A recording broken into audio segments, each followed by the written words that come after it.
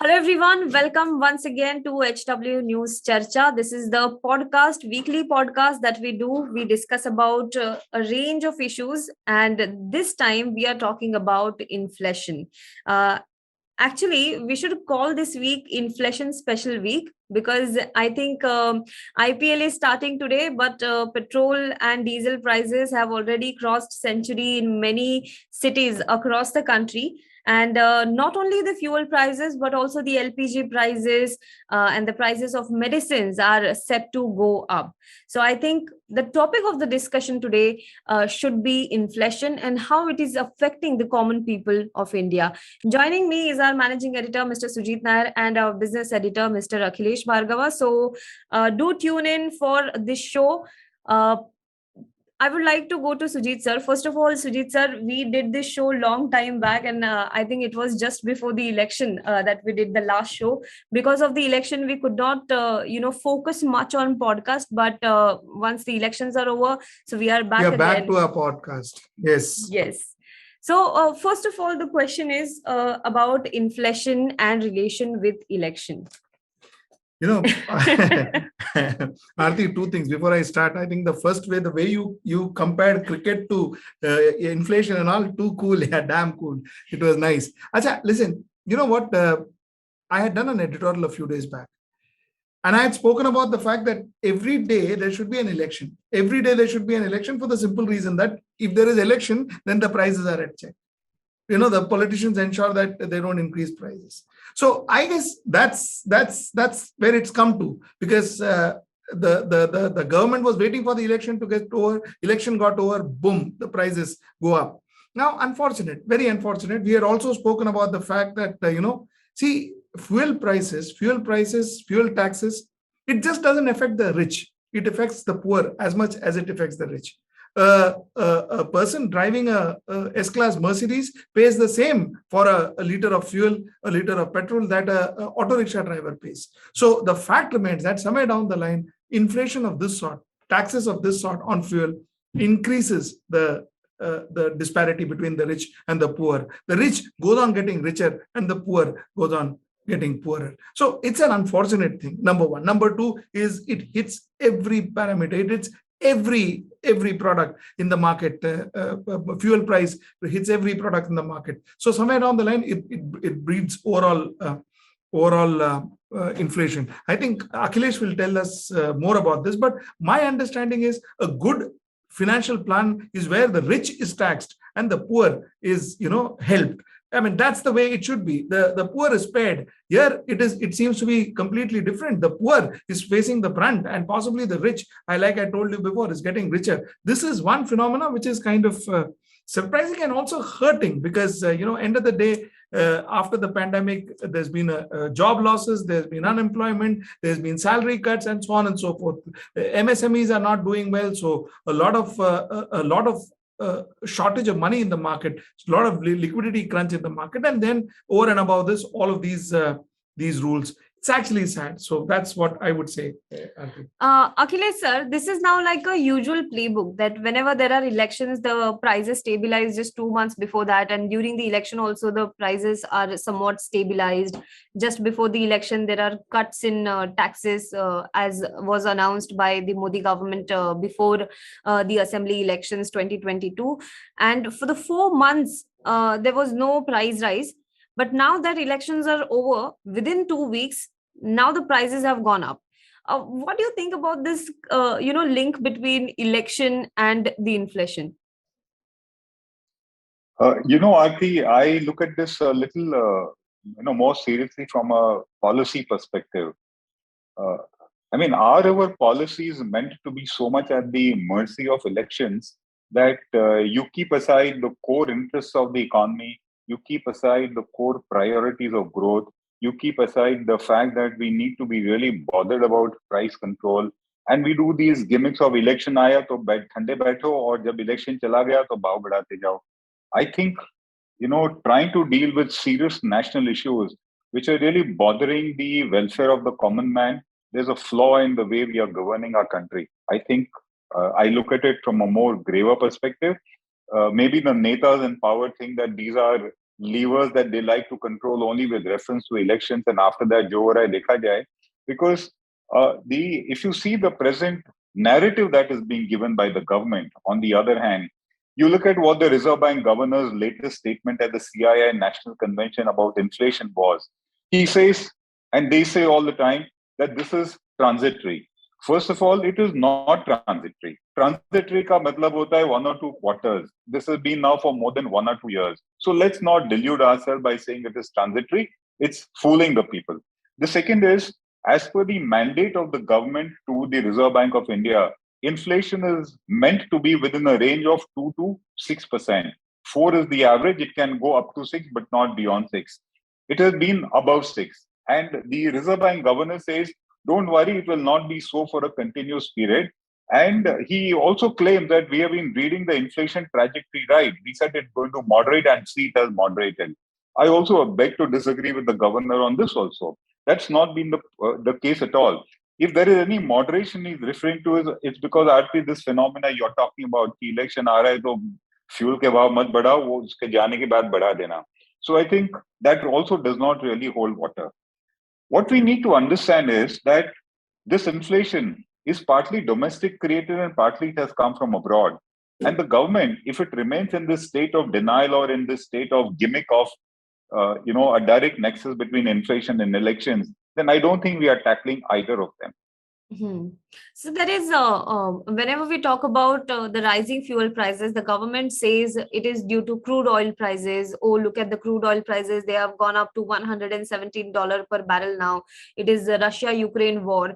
But are these the only factor, because of which the fuel prices are going up? Arti, fuel is one constituent of the inflation that we face. There is something called the core inflation, and then there are the other commodities around it. Fuel is not the only item. It is certainly an item that is important because its rise impacts everything else. If fuel prices go up, then transport costs go up, then the cost of power, the cost of electricity.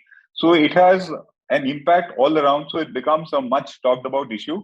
Also because whenever we go to the petrol pump and get our vehicles filled and we realize, oh, we are paying more than what we paid yesterday, it hits us directly. So it becomes a populist issue also. Most of the other items that we consume, probably we don't buy so regularly and we don't remember so well that we probably don't crib about it. So coming back, fuel is important, but it is not the only one.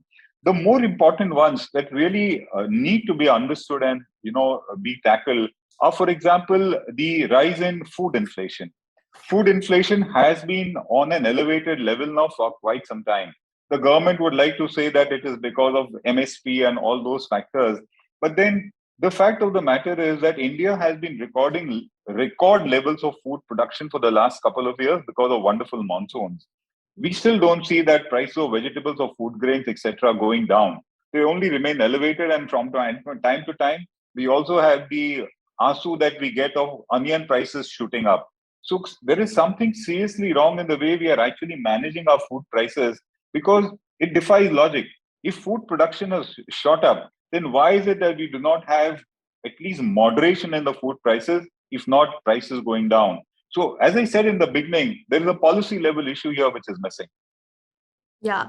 One thing that you said, I think, is very interesting here, that fuel is something that you, go to petrol pump daily and you get it. So you can understand that the prices are going up because you are paying more today than what you paid yesterday. But food inflation is not so much on your face, especially when you fill your monthly ration. Because I remember from a personal example, the prices of sunflower oil has gone up by almost 60 rupees, and in supermarket, when we go there, we buy groceries in bulk, so we don't really understand that inflation has gone up. But as it is seen here, 60 rupees is what the rise in the prices is. Sujit sir, do you have any idea of what exactly other food items whose I mean, prices have gone I up? was just looking at these figures when Akhilesh was talking about it. Tuar dal, March 2020, 81 rupees. March 2022, 110 rupees. Soya oil, March 2020, 95 rupees. 2022, 165 rupees. Sunflower oil is actually 79 rupees increase. March 2020 was 111 rupees. Now it's 190 rupees.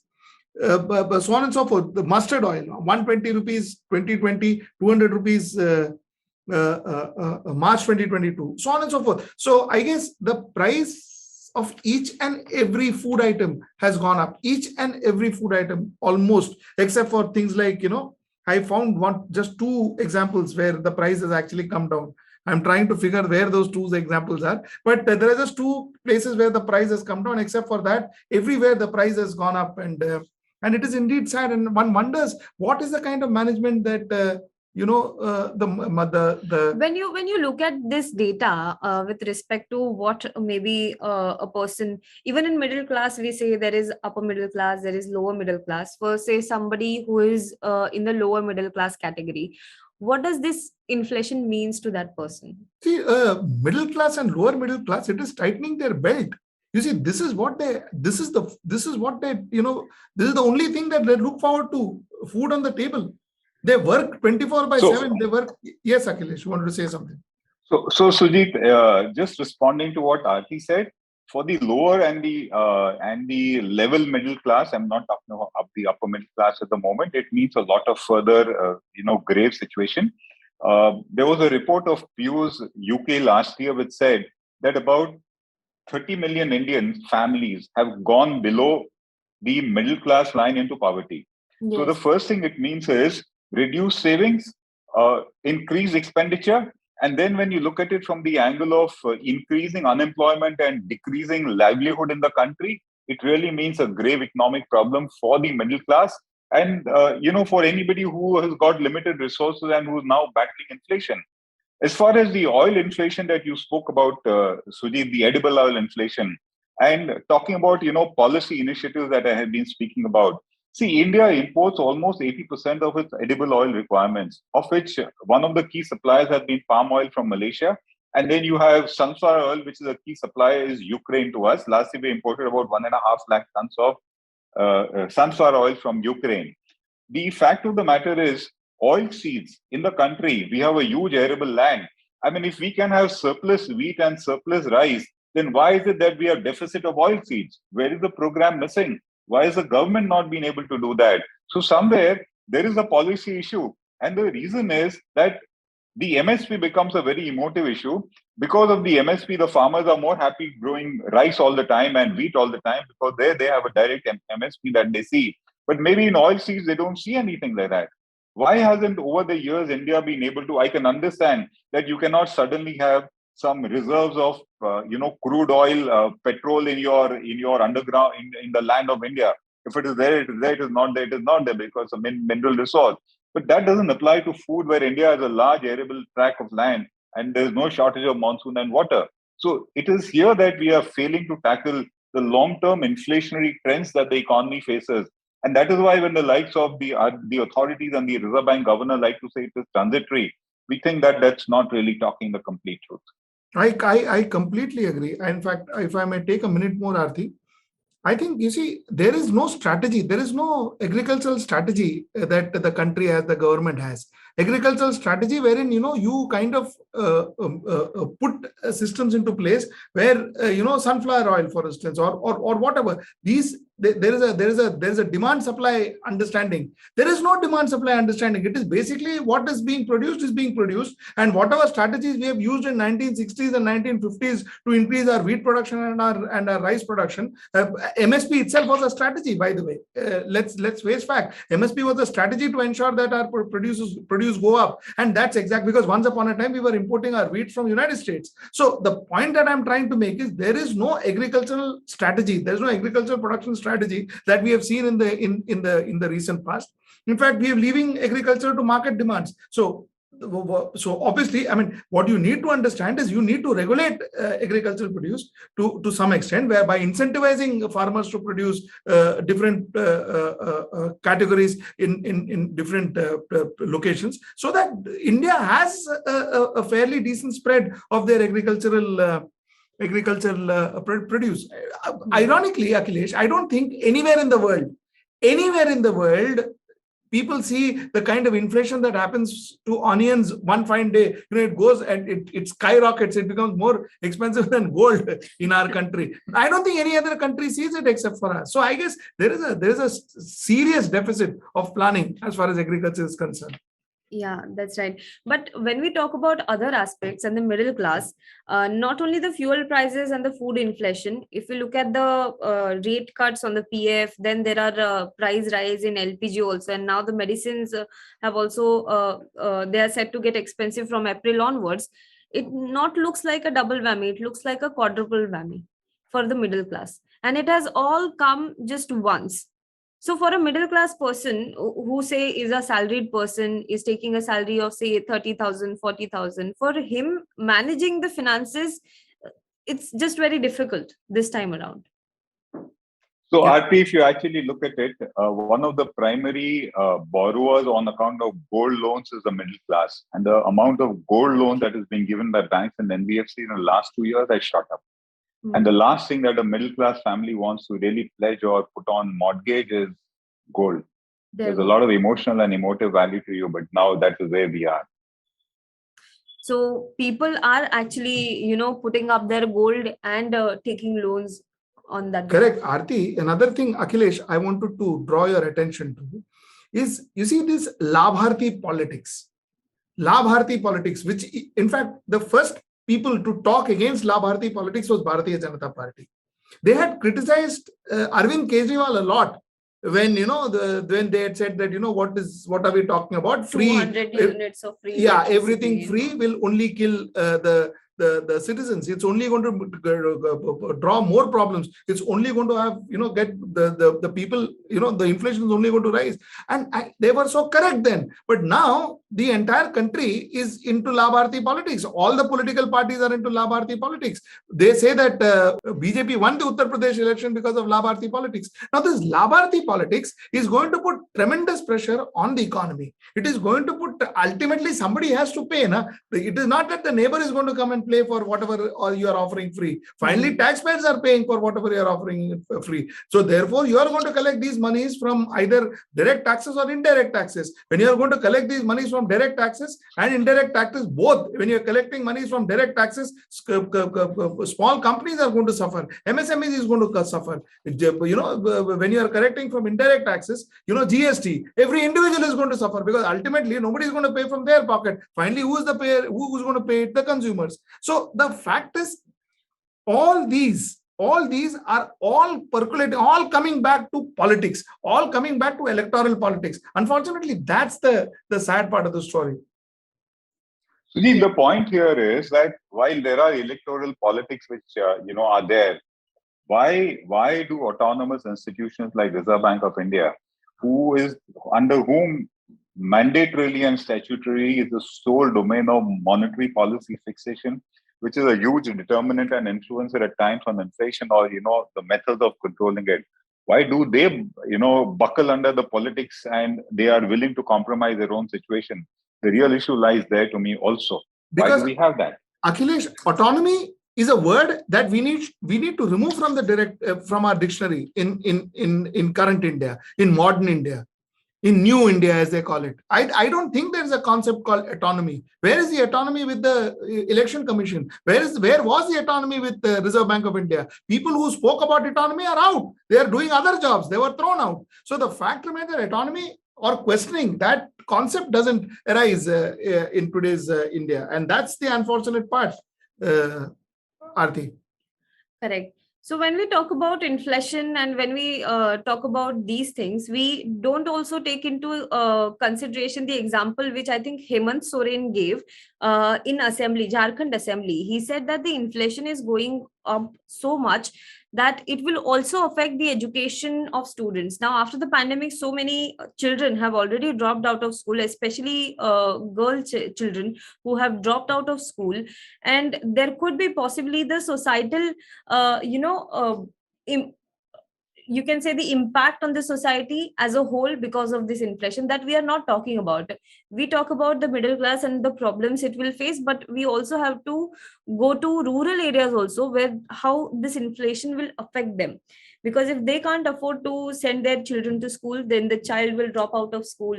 Girl children especially will be married off at a younger age, and I think the number is already going up in the country. No, I would look at it from a political perspective. See, I'm saying rural India currently is actually still enjoying the Labharti politics. Okay, a lot of people are getting I their... wouldn't say the entire rural India, because I think it is only UP which has extended it 3 months because Yogi government is back. But there are certain areas where the opposition is ruling. I don't think they. No, why? The entire India RT has got Manrega. The entire India has got all kinds of subsidized things happening. So I think it is entire India. Correct. And more so predominantly rural India, because if I ask my driver, he poor chap does not have anything like a Manrega or a free gas or a free electricity or water in his daily living.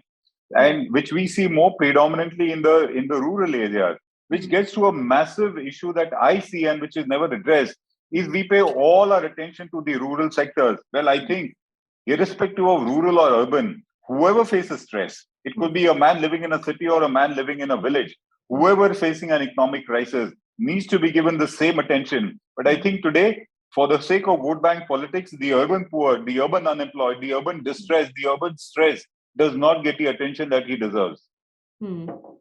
Yeah, that was actually one question, that if the inflation keeps on rising, then will urban poor increase in the future? Absolutely. See, Akhilesh, Aarti, very interestingly in advertising, we classify socio-economic classification, SEC, into A1, A2, A3, or A1, B, B1, and so on and so forth. So there are classifications. And rural, we classify into R1, R2, and R3, where R1 is the richest, R2 is the middle, and R3 is the poor. Now, somewhere down the line, what I was trying to tell you, Aarti, is in India, the R3, that is the rural poor, is still good. This government has managed to take care of them. Let us give this the credit to that. I mean, they've managed to take care of the R3. The problem is therefore the urban poor and the urban middle class is what is affecting the most, and also the rural middle class and the rural rich. Rural middle class and rural rich is also because we never talk about rural middle class and rural rich. Okay, we only talk about, when we talk about rural, the first thing that comes to our mind is poverty, which is not what all rural is all about. Correct. Rural, like urban, there is a rural middle class, there is rural rich. Now, rural middle class and rural rich are suffering more today than possibly the rural poor. Likewise, in urban, the rich, the poor, and the middle class is suffering the most. So that's where it's all about. I think if you generally look at the economic scenario in India, the urban rich is not affected much. The rural poor is not affected much. Beach mein jo bhi hai, we have a problem. I remembered something, and no offense to anybody, no offense to any political party, but these WhatsApp forwards are just going out of hand. So I just stumbled upon one WhatsApp forward, and I just could not, stop myself from sharing it. A person giving a logic behind this price rises said that because in India everything is cheap, it is under price control. So people from Bangladesh, people from Nepal, and they come into our country illegally. So there are more illegal migrants in our country. So if there is more inflation, so they could not afford living in India. So that is why the central government, the Modi government, has increased the prices, and it is a master stroke by the Modi government. Correct. The Thali Bajao also was a master stroke. Akhilesh, do you remember? The Thali Bajao, they said the Thali Bajao, there's a wave, sound wave that goes, that kills all the corona germs, the COVID germs. So, well. Aarti, I'm impressed by your analysis. No wonder you have a fan club. I mean, if we have these kind of WhatsApp, analysts in our country, then I don't think there would be any problem detected in the country at all. But Akhilesh, come to think of it, I think a lot of us are believing in it. We may not be believing in it, but a lot of people are believing in it. Look at what happened. Look at how believing in what? Believing in this kind of theory. I mean, Yogi came back to power, Akhilesh.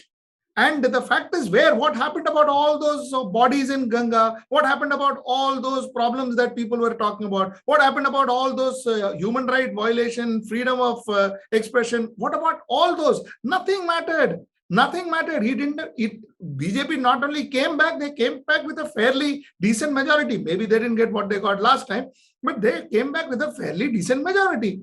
What happened to Akhilesh Yadav? Nowhere. Numbers were nothing close to, forming a government. 111 for crying out loud. So the fact is, maybe Akhilesh, I don't know, Aarti, maybe people are believing in these kind of logics. I think from an electoral politics perspective, I mean, keeping aside the merits of why should you vote and what should be the reasons that should influence you, like we always thought that for a common man, inflation and unemployment and lack of livelihood should be a major issue to question the government. But perhaps it looks like that is not happening. And Sujit, maybe we are the only person who keep raising the merits of the issue. So in terms of electoral politics, well, maybe that's what the BJP has seemed to have a winning formula. Ironically, Aarti, I'm sorry, I'll take one more. I just wanted to just say one thing. I got a mail, Aarti, Akhilesh. I got a mail from a viewer who frequently, who kind of view us quite regularly. And this mail was actually, he was blaming me that, we gave all fake information and all wrong information about, what was happening in Uttar Pradesh, or what was happening in the country. But at the end of the day, because if our information was right, then why would these people come back to form the government? Now, the fact remains that ultimately, in a way, he's right. In a way, he's right, Akhilesh. The simple reason that somewhere down the line, maybe we are not getting the picture clear. Okay, inflation, unemployment seems to be the problem. What we think is the problem, but maybe that is not the problem. What happens on ground? Maybe that is not what people want to be addressed. They may want some other problem. Yes. Hindutva is a big issue. Yes. Maybe temple is a big issue. So I don't know. Maybe a Labharti is a big issue. We saw that. So I think understanding the problem from our perspective and understanding the problem from now what is happening in India's perspective, maybe we are, like you rightly said in the beginning of this program, we may be thinking differently.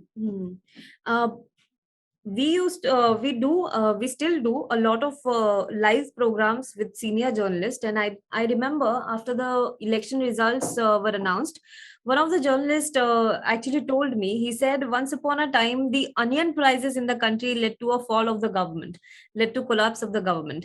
But now it seems like the people are not even bothered about the inflation. Because if you just compare the inflation that happened almost a decade back, when it impacted the electoral politics of the country in a way that the government came down. The corruption was such a big issue. Now the inflation... Aarti, why don't you have a more simpler argument on this? Now it doesn't matter because they don't eat onions. I think they have followed our finance minister. So they also... Yes. So why are we doing a detailed analysis? Let's get simpler in our conversation. No, but I think this issue that maybe, as you rightly said, it is only us who are discussing about it, and we are discussing about how it is impacting the people.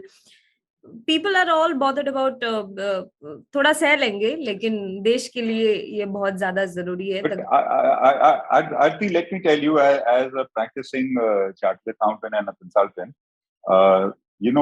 while these issues we do talk, they are real issues. Because while we are assessing the financial situation of clients, while we are assessing their cash flows, while we are doing their planning of their businesses, we are realizing that the operating cash flows or the savings of the corporate which are there have been depleting as far as the MSME sector is concerned. I'm not talking about the big corporates because, as Sujit rightly points out, inflation doesn't matter to the rich class at all. So the big corporates come there.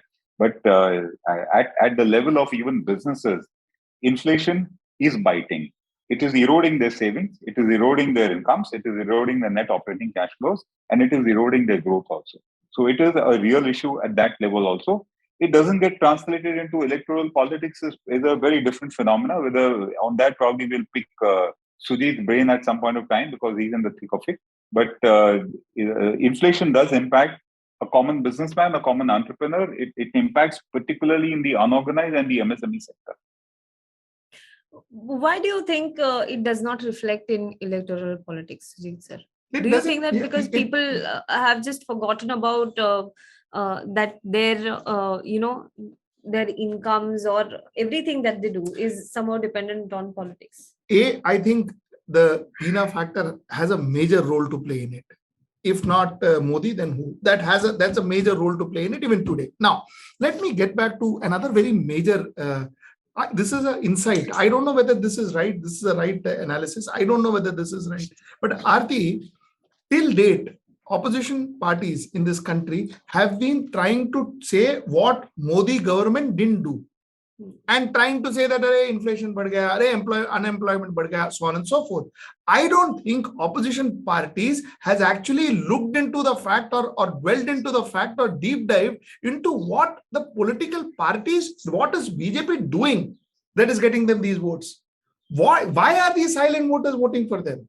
I think the next election, the political party and opposition party should be dwelling into the fact that as to why people are voting for Bharatiya Janata Party. And that why is going to be very, very interesting for the simple reason that the way we think of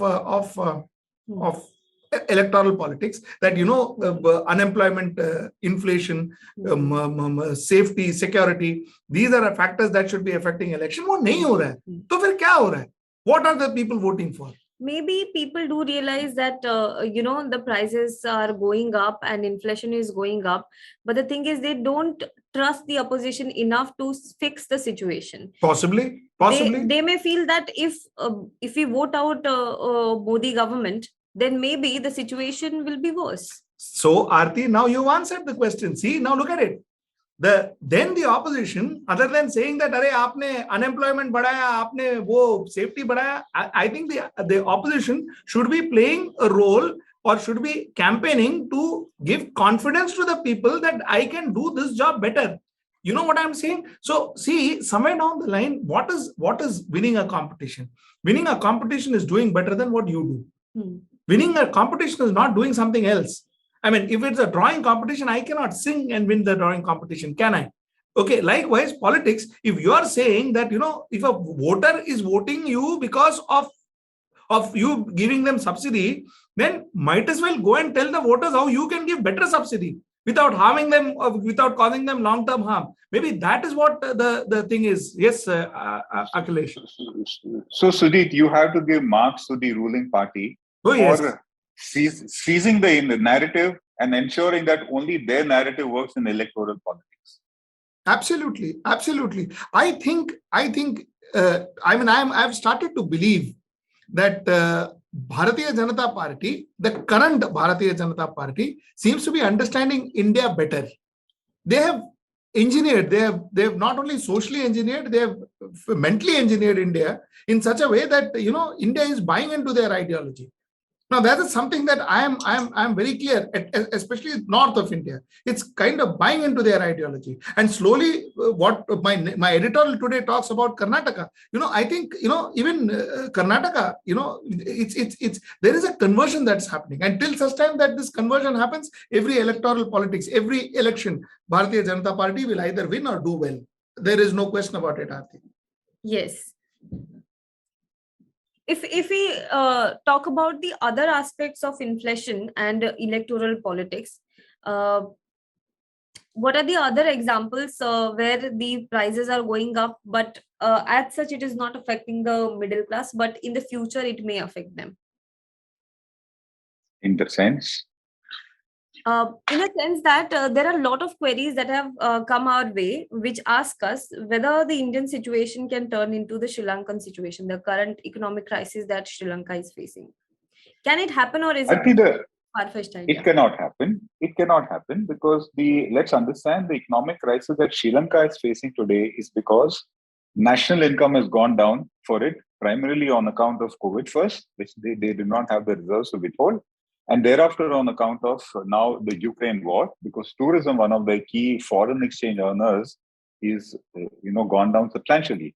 So Sri Lanka's matter is more of forex crisis, and it has also been accentuated because over the last, after they so-called won the Tamil Elam war, their economic policies have been very, very reckless. So they had no reserves to dip into when the bad time came. So Sri Lanka's problem is to do with poor fiscal management, poor forex management, and not having the bandwidth to be able to withstand the impact of a COVID and now a Ukraine war, which has disrupted their forex earnings. India is not in that position at all.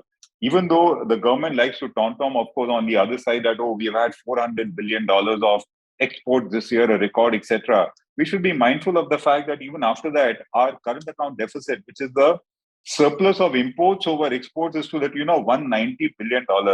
But despite that, we still have got forex reserves which are equal to more than 12 months of imports in the country. So India is not into that position at all.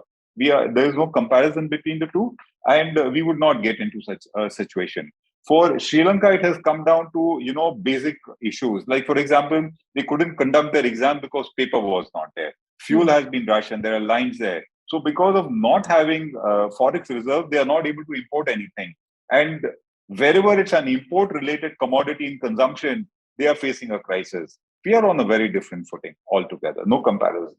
Correct. So I think this comparison is sort of far-fetched that India will turn into Yes. Yes. Years Yes. are misconstrued.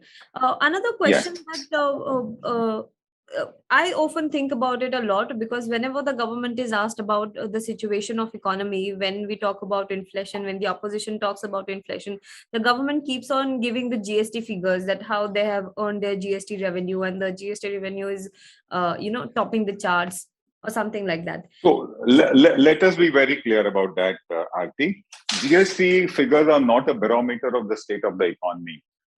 Let's be also very clear that GST figures have been going up because of two primary reasons. Not because we are spending more. Where do we have the money to spend more? One is because of the inflationary effect, because of which prices of goods have gone up. So the GST collection has gone up.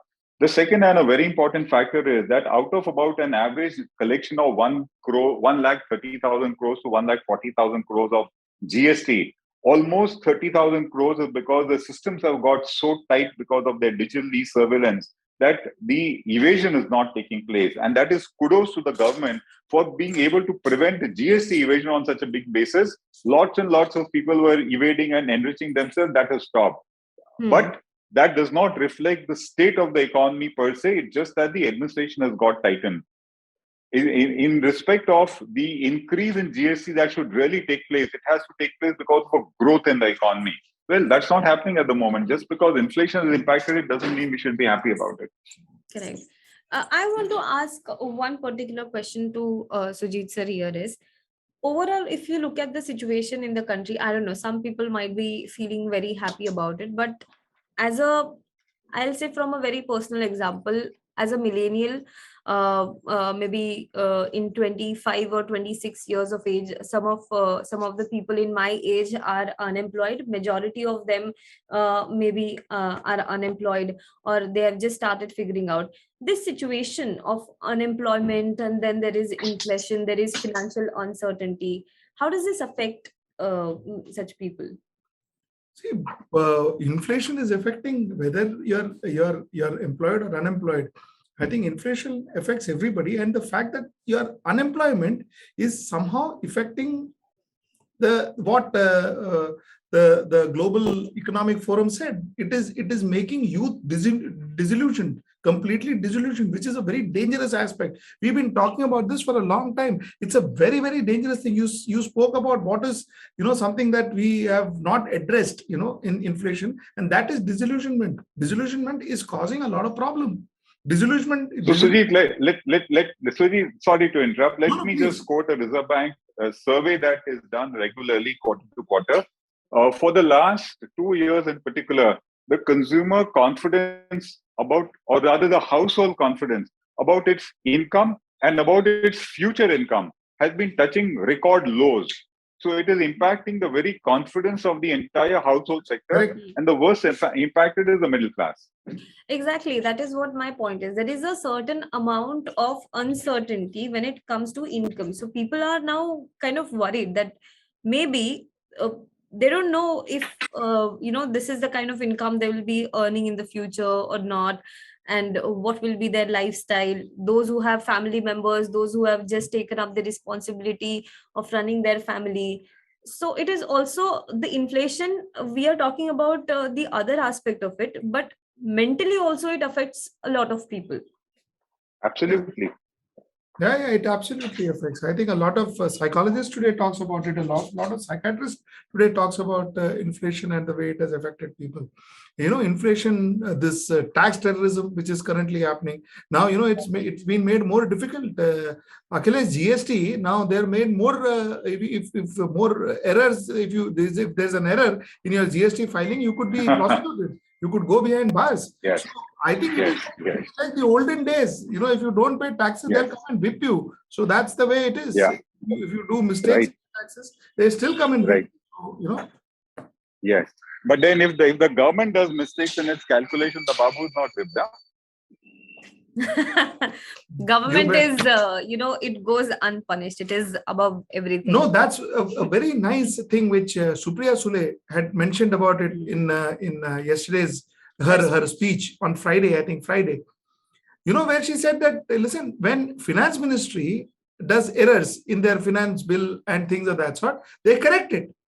Nobody punishes them. But if a small businessman did a small error in his GST filing, he could be prosecuted, and he will be prosecuted. I mean, there are a lot of prosecutions that has happened. So it's absolutely tax terrorism. It is, people are terrified. Aarti, people are terrified. See, for everything in a democracy, you don't put people behind bars. That's not what you do. That happens in a country like China. In a democracy like ours, for everything, you don't put people behind bars. But that's what it is kind of looking at. Everything, a small mistake you did. Now, who would want to do business? And Akhilesh, would you advise a person to start his business, Akhilesh? Not at the present moment. For your information, we are seeing the number of people who want to be entrepreneurs, not becoming entrepreneurs because they want to, but because they have no choice, because employment is not available. Correct. Absolutely. And let me add further to it, Sujit, that when all the wrong notices of tax recoveries come from the departments, I have seen many a business just close down because nobody is able to withstand the might of the government when it comes to recovery of taxes, even if the tax recovery notice is wrong. Let me further point out that the database of the government is so flawed that for example, in the last 15 days, we have had multiple notices coming for a number of clients where huge demands are being asked for, and the demand is wrong. It is inherently wrong, but they have sent it. Imagine the shivers that go down the spine of a businessman when he gets a notice of recovery from the government and the demand itself is wrong. I mean, are we coming back, or who said about whipping the right? I mean, who do I whip for this? I would really like to know. We see a number of notices coming from government departments which are wrong, erroneous, factually wrong, but they do keep coming all the time. Now, Sujit, to answer further to what you said, which entrepreneur, which young man, which young graduate wants to start his business and he very soon starts facing these kind of coercive, threatening, intimidating notices that come from the government departments? Who wants to do that? Correct. So you saw the double whammy here. There is no employment. Yes. So you cannot get a job. Yes. So then what you do is because you cannot get a job, because you have to fend yourself, and possibly a lot of people at that age also needs to fend families. Okay, you go and you try and start do some business. And then when you start doing business comes compliance. Compliance start with the local municipal corporation to the state taxations, to GST, to national taxations, and you do a flaw and there's a prosecution notice against you. Absolutely. One error and there is a prosecution notice against you. The ministers can do errors which may cause change the country's root. It may destroy the country's economy. I mean, let's not talk about what all our government has done, but the fact remains that it could destroy the government, the country's economy, and nothing happens to them. And a new entrepreneur or an entrepreneur forgets to file a return or forgets to get the there's an error or from his end, or most often than not error from the tax department ends, and he has to face the brunt. Because the tax officers, they don't care what happens to them. Nothing happens to them. Yes. Talking about commensurate punishment, if a wrong notice from the government can close down a businessman's business, then major error of the ministers should also close down their own electoral careers also. You bet. Yeah. Stop him from being a member of parliament again and holding a responsible post of being a minister, if blunders are made by them in their own documentation and policies. I think one last question that I would like to ask here is, when we talk about businesses, now that we are talking about it, the government likes to boast about how much startups have increased in the country. And I think Prime Minister Modi also spoke about how many unicorns we have in the country. We are the third when it comes to number of unicorns in a country. So this pride about startups, I think, is good, but how many people can actually fend themselves because of these startups? No, the question of first, let's be clear. Please, Akhilesh, go ahead. First, let's be clear. Let's not just get into data which is dished out by the government, because they love to do it selectively and very, very, by the way of half truths most of the time. So let's not get carried away by that. But let's come to the reality. Startups are coming up, as I said, because of desperate youth who need to fend for themselves, and they've been getting onto it and starting it off. Does the government get any credit for it? The answer is no. So if the government is trying to make statements, or the Prime Minister makes statements tom-tomming that this is an achievement of his government, and it is not an achievement of his government. Let's be clear about that. Because the rigors and the entire difficulties of compliance, etc., which hit startups, only we know how badly they are hit for. So I really don't think the government gets any credit for what the system is. Let us give it credit to the youth of the country who is willing to battle all kinds of adversities, all kinds of complicated laws, all kinds of threats of the government department, and yet say that I will set up a startup. I think you should compliment them and appreciate what they are doing. Absolutely agreed. Absolutely agreed. Just to add one more point before we close the show, like you rightly said, I think you see this entire concept of say Make in India, entire concept. I think these are all advertising lines. These are all symbolism. On ground, there is no support that has been given for people to set up their shops. No support given to actually help people to, this 59 minutes loan. We spoke about that, didn't we? Okay, 59 minutes loan and 49 minutes loan and all of that. Has it actually helped? Has it actually percolated? Have you found 2 people on the street who got loan in 59 minutes? So, all these things that were spoken, it was all for photo ops. They were all great proposition lines, advertising lines. But at the end of the day, nothing really happened. This is it's the 7th year. We need to see how long this is going to go on till before see some changes in the thinking, the way this government thinks. We certainly hope to see some kind of changes. If not, well, it doesn't look good for India. Yes. Sujit, there's a difference between headline management and policy management. Well, the first one they are very good at. The second one, well, we'll discuss it in our next show. Oh, yes. I think that was I think that was a very correct statement to end this show with. Headline management and policy management. The government has a lot to Akhilesh has good headlines always. Yes. You see his programs also, they've got really good headlines. That is true. Thanks, Sujit. Sujit, if you sit on a consultant's chair and look at all the crises that you manage on a day-to-day basis, where it is all government-driven, then all kinds of headlines and slogans keep coming from. Thank you so much. Thank you so much, both of you, for joining this podcast. Very, thank you, Aarti. Thank you so much, Sujit. sir. And to our audience, please do keep watching HW News Network. Like this video, comment below it, and tell us how you feel about this podcast. There's a podcast, not video. Yes, it's a podcast. So tell us how you feel about this podcast, and if you want us to include any particular topic in the podcast, please do write to us on info@hwnews.in.